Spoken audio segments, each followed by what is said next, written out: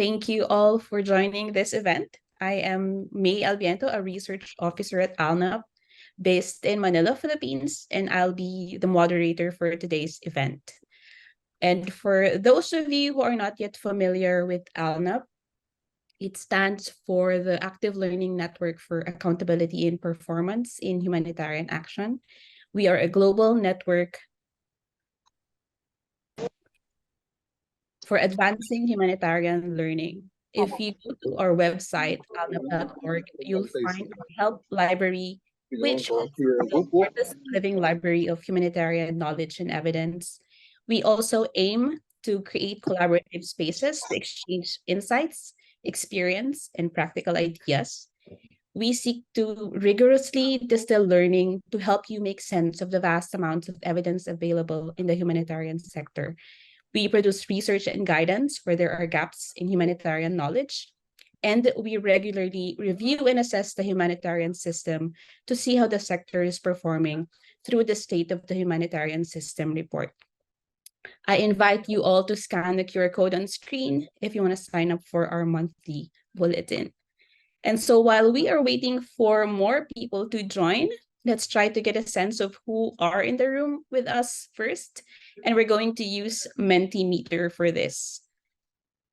The instructions on how to use Mentimeter has been shared in the chat by my colleague, Chris. You just need to go to menti.com, either on your computer or on a phone, then enter the number that you see on screen, 8184-4331. You can click on the Mentimeter link in the chat to help you get to the website. Okay, so first question. What is one word that comes to your mind when you think about evaluation criteria? Let me give you 30 seconds to answer.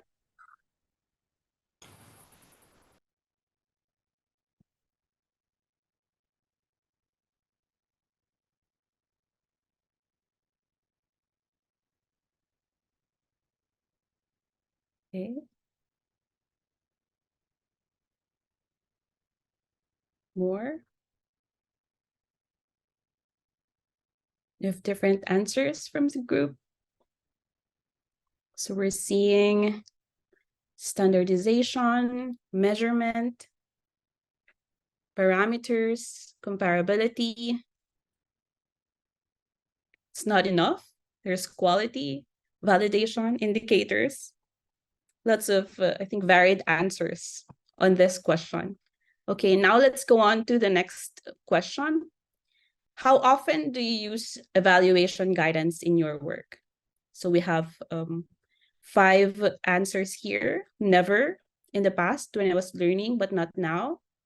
Rarely, occasionally, frequently, regularly. Okay.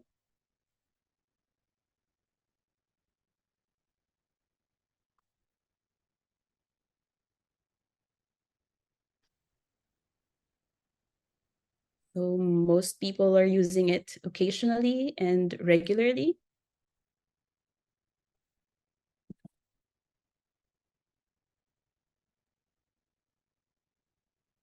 Any more answers?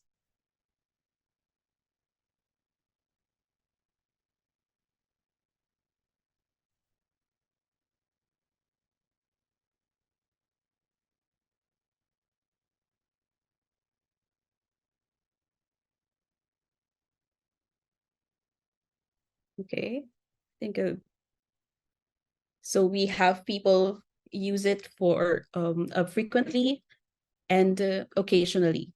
Thank you so much, everyone, for participating in our test of the Mentimeter. Now, let me give you a brief overview of our agenda today.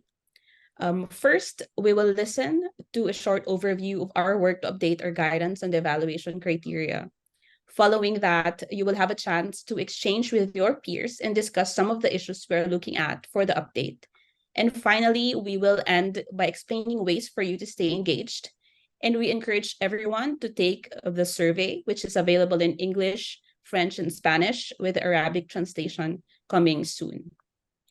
Before we proceed, just some housekeeping rules we need to keep in mind. We are holding the consultation in Zoom meeting today, so we're asking everyone to please keep your microphones and videos disabled during the plenary. You are, however, welcome to unmute yourselves and speak and engage during the breakout sessions. Please do rename your Zoom name to the format you see on screen, so country and then your name. And if you have any questions or comments, please feel free to drop them in the chat and our team will respond to them. And lastly, we will be using Mentimeter throughout the session, which you've already had a chance to try earlier. Again, just go to menti.com, enter the code, or scan the QR code on screen. And finally, just a reminder that today's event is being recorded. We will be sharing the recording with you after the event. All right, so this consultation in Asia Pacific was made possible through our partnership with the Asia Pacific Evaluation Association. And we are grateful for the APEA team for helping us mount this event. With this, I'd like to invite Acela Calugampitia, the president of APEA, to give the opening remarks. Over to you, Acela. Thank you, May. Thank you, everyone, for joining.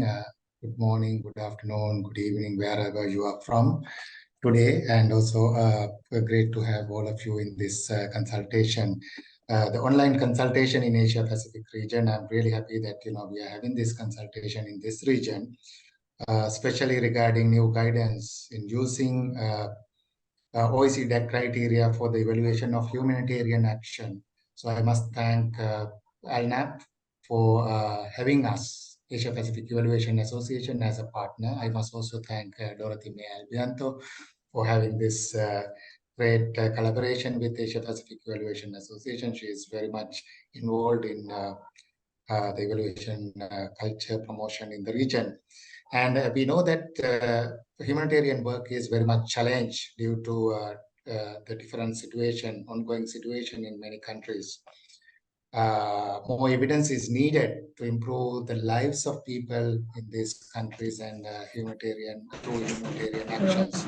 So that's why evaluation is important, and using OECD DAC criteria is important, because all 6 criteria, relevance, effectiveness, efficiency, coherence, impact, and sustainability, are really important criteria for us to use even from the designing stages. We have also developed, Asia Pacific Evaluation Association has developed brochures for each of these criteria, mainly for the use of policymakers and parliamentarians.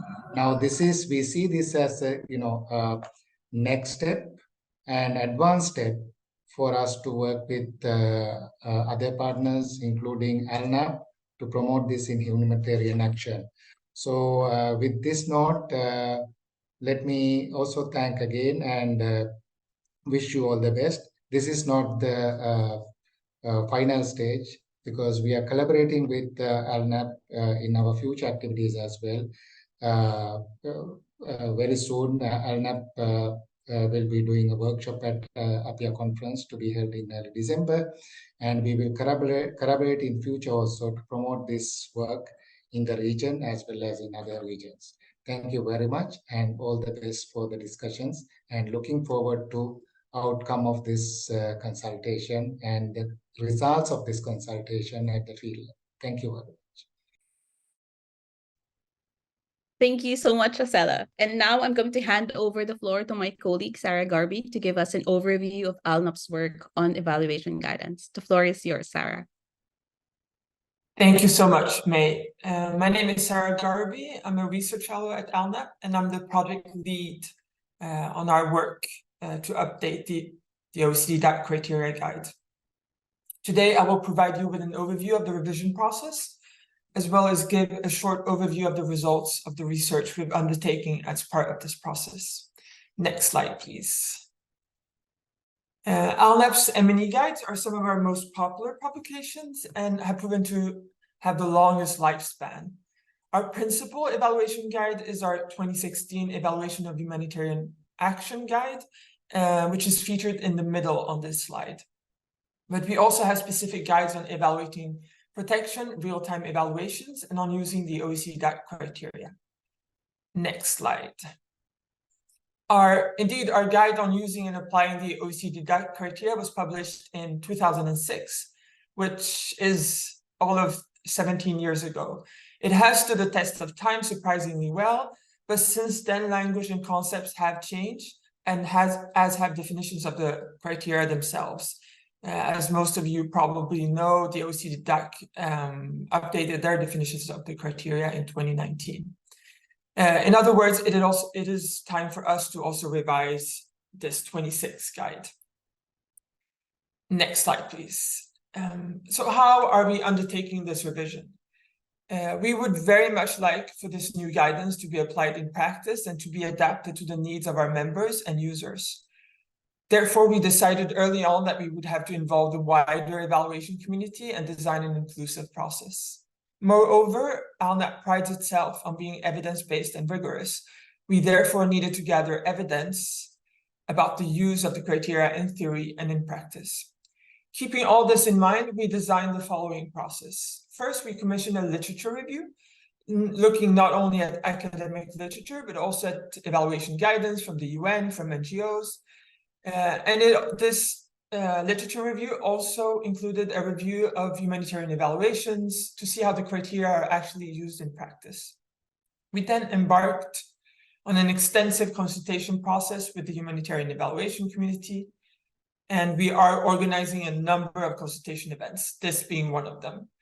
We are organizing both online events, such as the one today, but also face-to-face events in various parts of the world.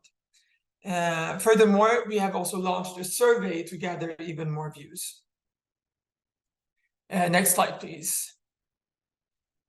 Indeed, we have designed the survey to gather feedback from evaluation practitioners based around the world, asking questions on how the criteria are used in various contexts.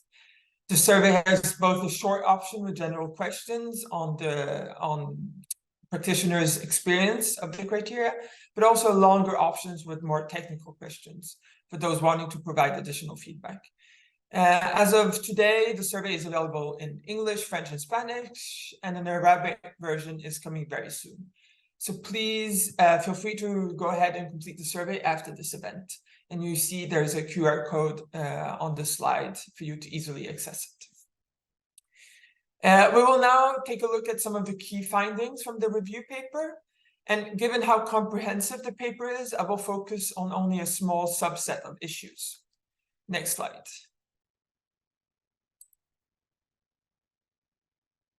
There you go. So as I mentioned, we have commissioned a paper. We commissioned a paper to gather evidence on how criteria are used, how the OECD DAC criteria are used in humanitarian evaluations. The paper includes a high-level overview of each of the criteria, how they have been interpreted in M&E guidance, key issues identified in the literature, how they have been applied in contemporary evaluations, and which cross-cutting issues are added and how.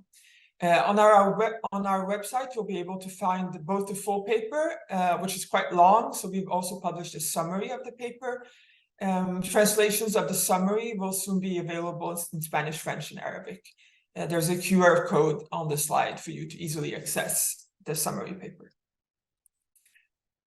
Next slide. Thank you, everyone. So the first thing we looked at is how often the evaluation criteria are being used.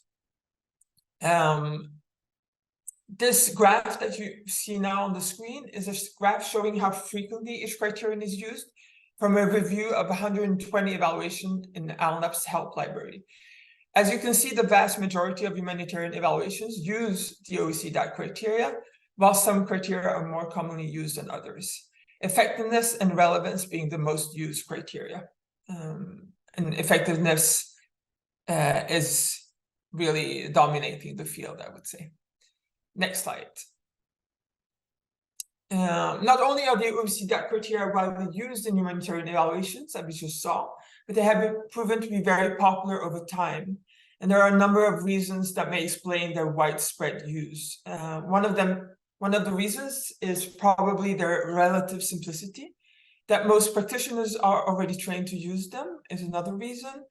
The criteria also allow evaluators from across the globe to work together, providing a common language.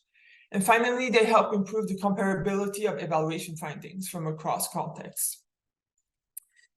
Of course, the criteria are not without their critics. There has been criticism that they can't capture transformational change, or are not, or as not fully suited to evaluate complexity in complex programs, complex context. There has been several calls for alternative criteria, and there are concerns that the current criteria don't reflect certain key norms, values, or specific policy commitments.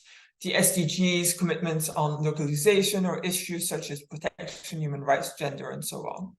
There's also been critiques of the criteria related to cultural relevance and decolonization debates, and some of this is reflected in the Made in Africa evaluation movement, for instance. Not only are criteria important in evaluations, but also cross-cutting themes. In our 26 guide, we listed 8 cross-cutting themes, including gender equality, participation of primary stakeholders, and local context. The OECD DAC, on the other hand, has taken the approach of not explicitly including cross-cutting themes. And the questions for us in this new guidance that we will produce is if we want to keep cross-cutting themes in the new guidance, or if we would rather add some of these cross-cutting themes as additional criteria. Next slide, please. In the review paper, we examined how these cross-cutting themes are applied across 40 evaluations. One finding is that gender is the most commonly applied cross-cutting theme, appearing 14 times. Inclusion also appears frequently, either as a cross-cutting theme or under another DAC criterion. Interestingly, the climate and environment are seldom taken into consideration in humanitarian evaluations, only appearing 4 times in the sample which we examined. Next slide, please. Today in this webinar, we have selected 4 key issues that we will discuss further. And the selection was partly based on the polling we did when you registered. So we would like to discuss and go in depth on the 4 following key issues: alignment with the OECD DAC guidance, gender equity and inclusion, accountability to affected population, and positionality. Positionality being the most popular topic when we did the polling ahead of the event. I will now briefly describe some key considerations for each topic before we go into breakout rooms and give you the chance to discuss. Next slide, thank you. So the first topic for discussion today is alignment. The OECD DAC criteria, as I mentioned earlier, were updated in 2019, and the OECD DAC also published a guidance on the criteria in 2021. Obviously, ALNAP's existing guide predates this update. In 26, in our existing guide, our definitions were different, but they were mostly aligned. So today, we would very much like to discuss with you if ALNAP should align closely with the updated OECD DAC guidance, but also how important standardization is. If having common definition is important, or is it more important to be flexible to interpret the criteria and apply based on context?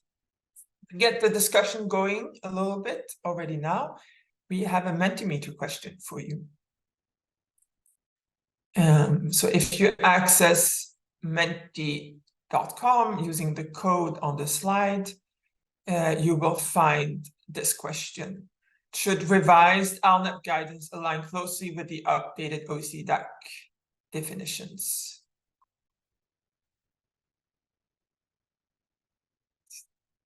I'll give you a second or two.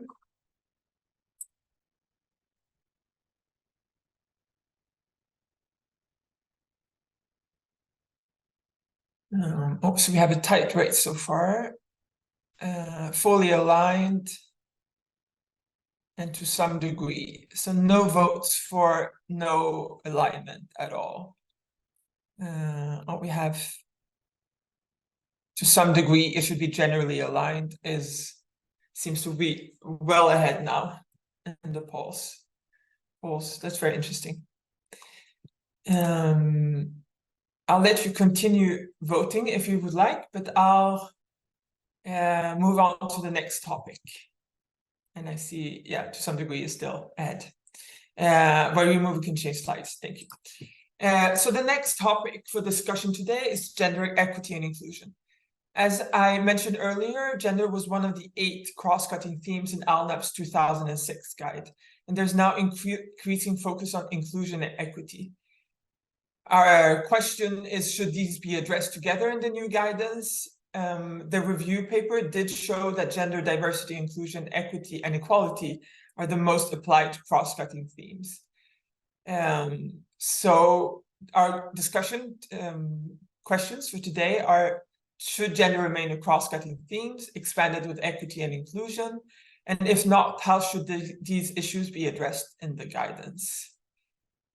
Once again, we have a new Mentimeter question, just to get your brains working a little bit on this question. And of course, we'll continue discussing in the breakout rooms. So this new Mentimeter question is, how should gender equity and inclusion be addressed in the updated guidance? Let me see. It should be a cross-cutting issue is well ahead. So no votes for... Oh yeah, there's a couple of votes for it being their own criterion. As the review paper showed, it is very commonly applied as a cross-cutting theme. So perhaps no surprises there that it should remain one of those cross-cutting issues. And then we have one vote for it. It's already covered under other criteria. So for those of you who are interested in continuing to discuss this particular topic, my colleague Hannah will facilitate the breakout room.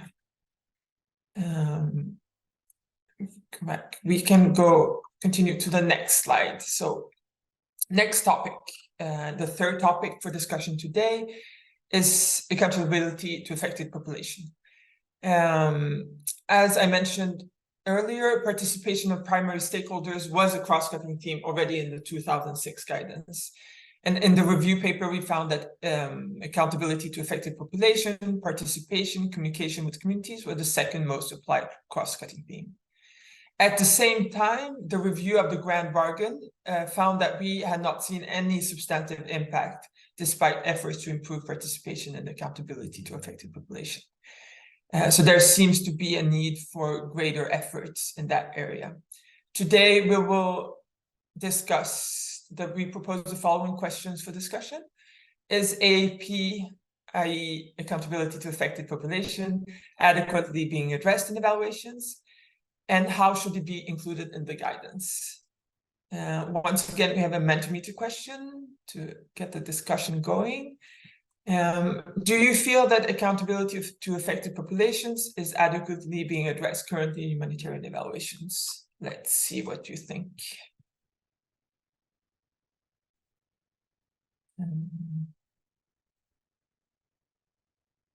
No, it is largely missing, is winning this one.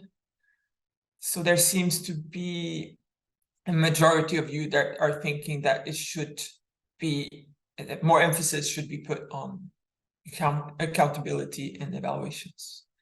That is very interesting indeed. We'll move on to the last topic of discussion, which is positionality. As I mentioned, positionality was the most popular theme when we did the polling ahead of this webinar. And the issue of positionality relates to whose perspective is used in defining the scope of evaluation and its questions, how the evaluation is conducted, and what type of results are measured. This might be relevant for our new guidance because the commissioners and the evaluators' positionality will impact how the criteria are interpreted, as well as evaluation methodologies and finding. For example, who defines what is effective, how it is measured, may have a significant impact on findings. And the makeup of the evaluation team can also impact the interpretation of relevance. So obvious links here to our guidance on criteria. For today, we would like to discuss, is it important for ALNAP to address the issue of positionality in the new guidance? And what type of guidance around positionality would be most helpful for users, in your opinion? Let's do the last Mentimeter question on positionality. So is it important for ALNAP to address the issue of positionality in the new guidance? Somebody already voted. Very important. Very important. Very important. Somewhat important, but it does look like most of you feel like it's very important to address the issue of positionality. That was it for my short overview of our review paper and the discussions we'll be having now. I'll hand over to May. She'll give you instructions for the breakout rooms. And for those of you wishing to discuss alignment, I'll be facilitating that breakout room. Thank you. Okay, thanks so much, Sarah. Now that we have gained a snapshot of some of the issues, we are going to go into breakouts for discuss further. As Sarah mentioned, we are going to focus on 4 topics that were the most selected during the registration process. Before you go into the breakout rooms, let me explain quickly the instructions. We will have 2 rounds of breakout groups. This means you get a chance to choose 2 of the 4 topics to provide your inputs on. We have assigned facilitators and note takers for each topic, and you'll meet them in the group once you join the rooms. You will have 20 minutes to discuss, and we'll see you back here in the main room in 20 minutes. Maduka, please open the breakout rooms now. Everyone, you can join the topic of your choice. So if you cannot, Maduka, is the breakout rooms open? Okay, so you'll find below in the settings a link to join the breakout rooms. Okay, and then choose a topic of your choice. The topics are the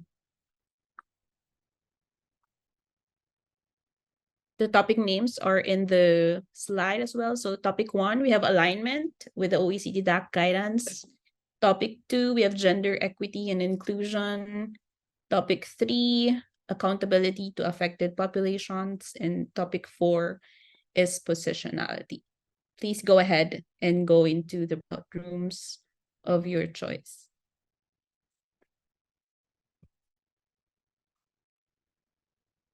May, do you want us to join too? If you want. Okay. I'll go to one.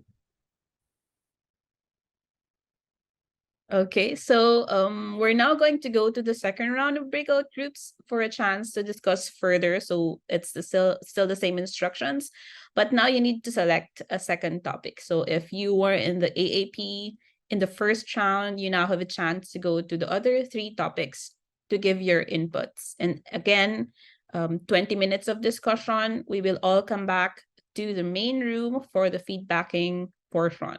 Each topic will have 3 minutes to share the highlights of the discussion. So again, Maduka, could you please open the breakout rooms so everyone can join their second topic of choice? See you all again in 20 minutes.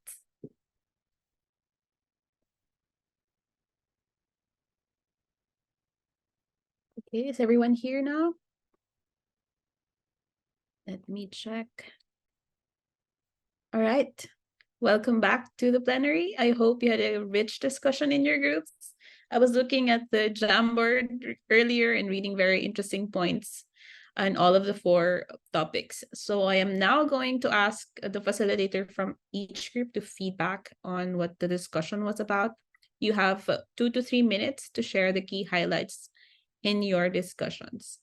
Okay, should we first start with topic 1 on positionality? Are you ready, Chimgi? Yes. Okay. So thanks very much for everyone joining today's session. And we had 2 groups talking about the positionality, and it was very rich discussion, and the time was quite limited for us. all of our members agreed that yes, it's very important that ALNAP should address the issue of positionality in the new guidance, because oftentimes the current practice led by many is without ownership of those deciding, and having ownership doesn't really focus on the evidence gap, limiting the utility. Also, program team members, decision makers, they need to have more say in defining the scope of evaluation and what's missing. Also, the current criteria is more focused on donor requirements, accountability to donors, but not to the beneficiaries. So it should focus more on the impact, including learnings on the people. And also, I found it very interesting that transparency of how evaluation went on, who were the evaluators, and all this, like a procedure of evaluation is not often included in the report. So issue of transparency is one component, maybe positionality also can address on. And if it's not, if the positionality not included, there are two challenges. Firstly, it's difficult to access communities and hear from them directly. Also, it could challenge the effort of each evaluation not to be biased. So the second question was, what type of guidance would be most helpful? And we have quite elaborated answers, but the main essence of this is definitions of what really positionality means, and what kind of maybe indicators or examples could be supporting these. Some elaborated definitions could be very helpful. And also transparency on positionality in each of the evaluation process. The one I just mentioned could be more also very detailed kind of guidance on how we can address transparency in the guidance, and step-by-step technical guidance on each of the levels of evaluation. So maybe my time is up, so I will stop here. Thank you.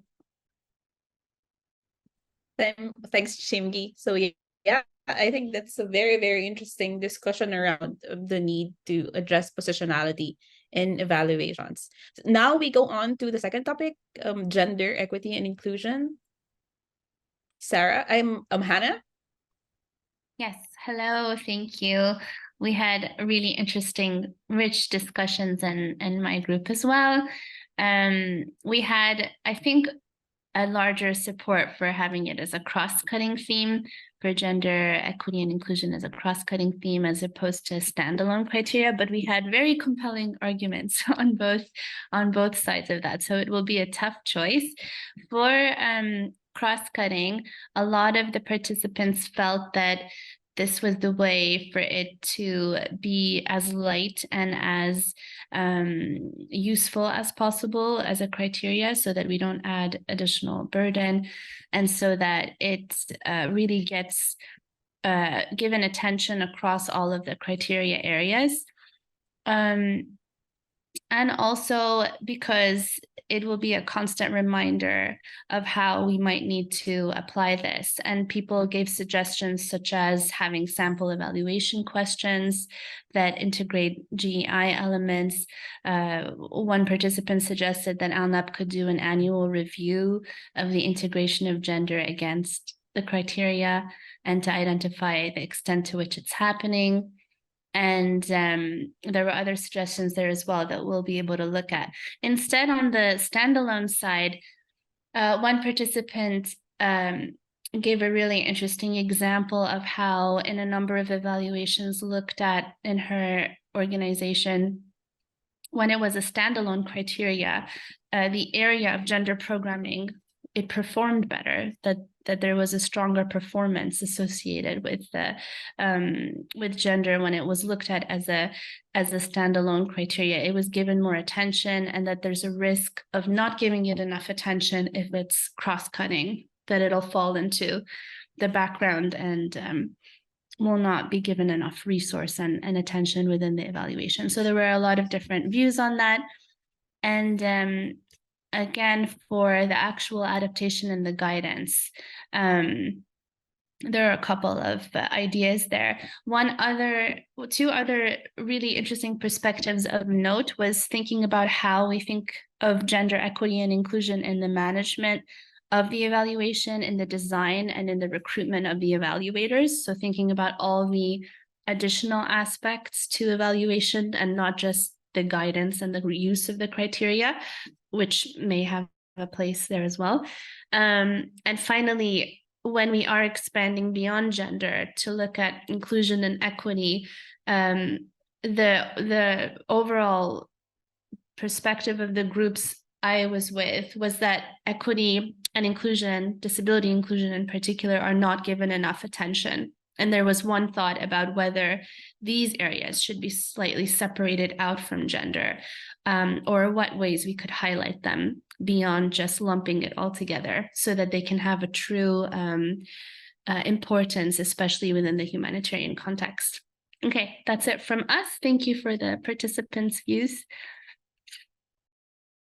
Thanks, Hannah, and everyone who participated in that topic. Now let's go to the third topic. I think this is the most popular topic in today's consultation. Susanna? Sure, yeah. So we had the discussion on accountability to affected populations. And I think a lot of the discussion actually maybe echoed a little bit of the conversations in the breakouts, it sounds like, on positionality.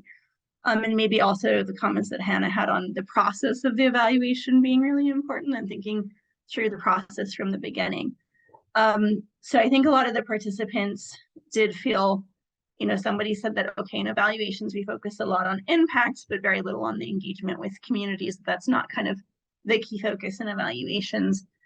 We also had a few comments, I think, similar to the ones in the positionality of, actually, there's so many kind of donor focused in evaluations that doesn't really leave this space actually to talk to affected communities around things that are really of interest, of concern to them.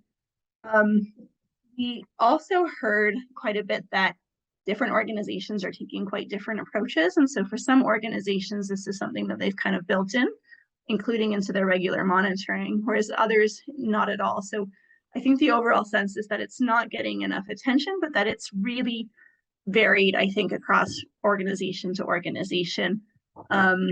We did get the sense that there's a lot of different small efforts in order to include affected populations or reach communities, but it's not necessarily systematic. And then we talked quite a bit around the actual practical challenges, the barriers and kind of logistical challenges of when you're trying to include the views and engagement with affected populations. Be that in terms of access, in terms of time, in terms of, how do you really engage with people? Also, when evaluations tend to be quite kind of jargon filled, there's, affected populations that are very spread out or hard to reach. One of the issues that came up quite a bit, and this goes more to the process side, is that, there may be engagement with local and national actors, but they may be people who are kind of in the high level positions who are, not necessarily representative of like the key populations that you're trying to reach. So there's a lot of kind of issues, I suppose, that came out, particularly on the challenges side. But I think everyone sort of agrees that this should be a key focus in evaluations, and it's not necessarily. And so there was a conclusion that we want to have AAP, but we are definitely lacking guidance, and we need guidance on how to actually do it and how to overcome these barriers in practice. So just a few like suggestions of, we were asking around, well, okay, like what are good practices then in this area that maybe could go into the guidance? So one was, suggesting that you ensure the feedback to the community actually in the TOR, so in the early stages, that's planned, it's not an afterthought, that it's budgeted for, that there's, that it's really a priority from the onset. We heard a little bit about different options of feeding back, like using pictures or, storytelling, these kinds of things. So that goes more to the methods. But really closing that feedback loop is really important and emphasizing that. So also donors and commissioners see that that's important, that that's essential. And then also, there was a talk around setting up kind of, and this maybe goes more to the positionality point, reference groups that include affected populations and local and national actors. Of course, that's not quite the same, we said, of, you know, reaching broader populations, because you're maybe going to get 1 or 2 people or just a handful that way. But I think overall, yeah, there was a great consensus that this needs a lot more focus. There was an example of it being used, kind of an organization that added additional criteria, that seemed successful, but we didn't really necessarily go into the specifics of how exactly, other than agreeing that definitely, you know, we need more guidance on AAP to make it more central to evaluations and the entire process of conducting the evaluations themselves. Thanks, Susanna. I think those are great inputs to the revision of the guide. And lastly, we have Sarah to present the highlights of the alignment group. Over to you, Sarah. Thank you, May. We also had very rich discussions. We had quite small groups, but very rich discussions. We did seem to have some sort of consensus that the new ALNAP guidance should align to the OECD DAC criteria. One participant mentioned or described it as the OECD DAC criteria being the backbone of evaluations. When I probed it a little bit, there were some examples of organizations using additional criteria. So not necessarily alternative criteria, but rather having the OECD DAC criteria as a backbone, but then adding additional criteria. And interestingly, this particular organization had added CEA, community engagement and accountability, as an additional criteria. So that ties in perhaps with the discussion in the accountability to affected population group. That particular organization had also added organizational learning as an additional criteria, which I thought was quite interesting. So yeah, all in all, some sort of consensus that we should align to the OECD DAC criteria, but but also having a balance between standardization and flexibility being important. There was an example of how flexibility is important in a highly insecure context, where one might not be able to use or apply all the criteria, and therefore contextualizing and taking security considerations being very important. And that perhaps ties into the accountability discussion, how to reach certain stakeholders and so forth. One participant noted that standardization and alignment is important, but there is a need for more practical examples than what the OECD DAC guidance has at the moment. So that's something, an added value for ALNAP, that we could provide some more practical examples and more practical guidance. Then the only point of contention between the two groups, I would say, was that one participant or one group didn't see really the need for specific humanitarian guidance, that having that separation between humanitarian and development creates more problems than it's worth. So that view was that perhaps it would be better to kind of bridge humanitarian and development rather than create two separate guidances. This was not a consensus, and there was participants who really saw the need to have that specific humanitarian guidance because there are specific factors and conditions that are specific to the humanitarian context. I'll stop there, but I do want to thank the participants for their contribution. Thank you. Great. Thanks, Sarah. And thank you all so much for sharing your insights on these 4 topics. And thanks to our facilitators and note takers as well. We know that there wasn't enough time actually to cover all of the issues that's in the review paper, but we do want to keep this conversation going. So let me call on Sarah again to talk about the next steps.